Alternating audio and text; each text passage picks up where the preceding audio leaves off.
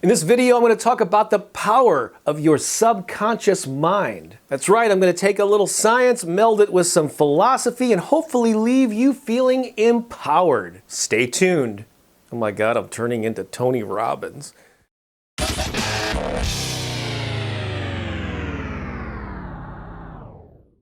Hi, I'm Bob Baker, author of The Empowered Artist, the Guerrilla Music Marketing Handbook, and many other titles for creative types.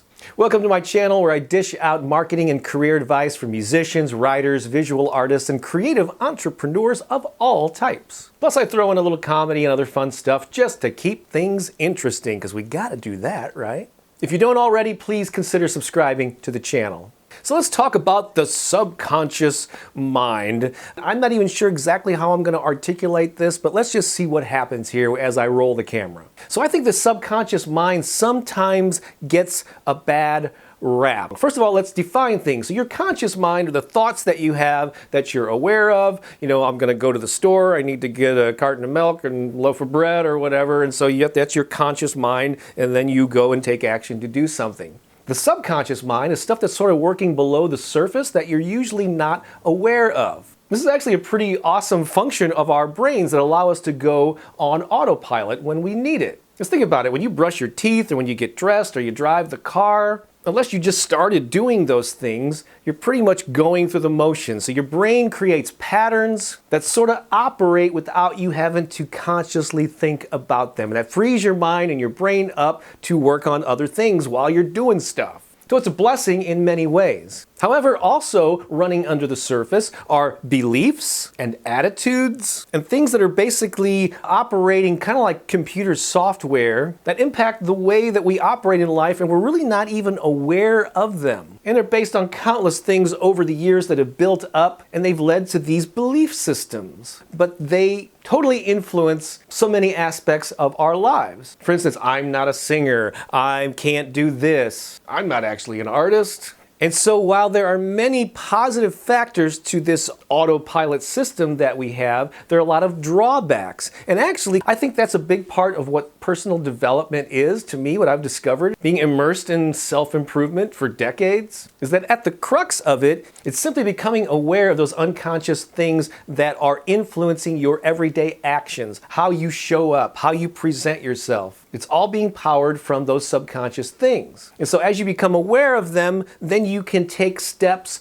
to improve them or replace them. And that's why affirmations and continually exposing yourself to positive messages and energetic positive people is so crucial to maintaining that balance. And it affects the filter through which you view the world. So the subconscious, as a result, gets a bad rap because, oh, those are your negative programmings and your negative beliefs, and you got to weed those things out, and quite often it's villainized. I hope I made my point there. However, there's another aspect of this that I think it's important to realize. Another benefit of this subconscious mind. And that's this: whenever you get a desire or a creative urge, or you see somebody doing something, you go, wow, that'd be so cool to do that, or you get an inspired idea for a book or for a song or for a painting, that seed is actually planted in your subconscious mind. Initially, it's a conscious thought, but as you move on through your day and your life, I believe that seed is planted in the subconscious. And when you're not even aware of it, your mind, your brain, your soul is sort of working on that.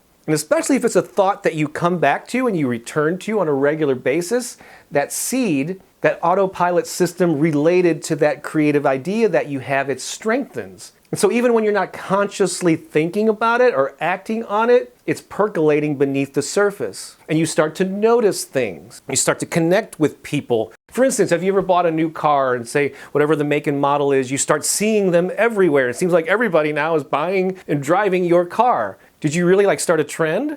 No. They were there the whole time, but now it's part of your awareness. It's your car, you're thinking about it, and therefore you see those things. You weren't consciously looking for them, but they pop up because under the surface, your subconscious mind has that seed planted.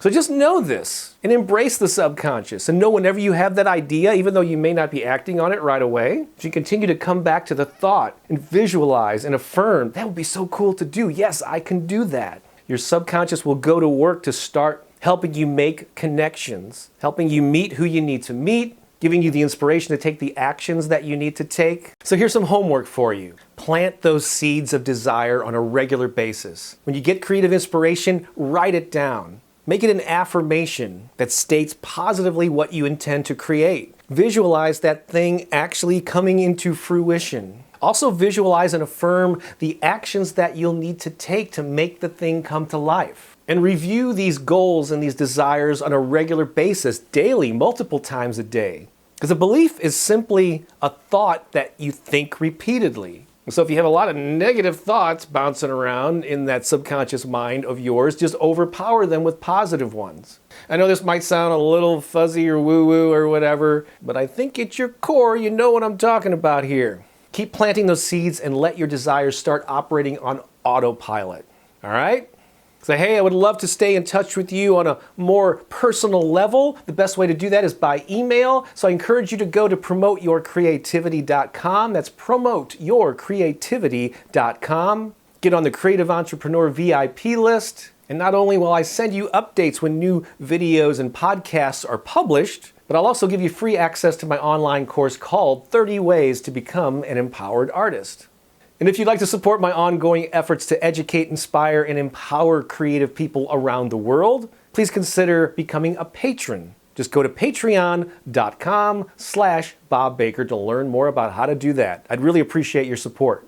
So subscribe to the channel, hit the like button, leave a comment, and share this video with someone who really needs to hear it. Thanks for all you do to express your creativity and share it with the world. I'm Bob Baker saying so long for now. Welcome to my channel where I dish out marketing and career advice for musicians, artists, and look at musicians and writers and creative people all around this globe. My subconscious mind. Is this thing on? Hello? Alrighty then.